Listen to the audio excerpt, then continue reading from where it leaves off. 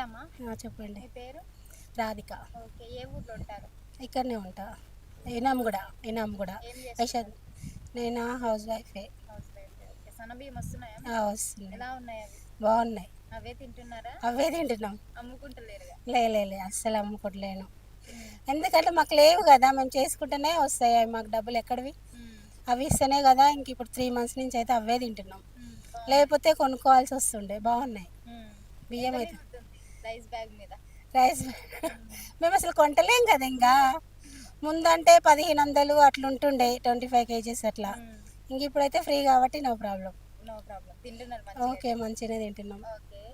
Free current రావట్లేదు, rent కొంటున్నారా? రెంట్కుంటున్నాం. Okay. Indira మిల్లుకి apply చేశారా? చేసినాము. వచ్చేసిందా ఇల్లు? వచ్చేసింది. హ్యాపీగా ఉన్నారా? హ్యాపీగానే. ఎంత బిల్లు జనరేట్ అయింది?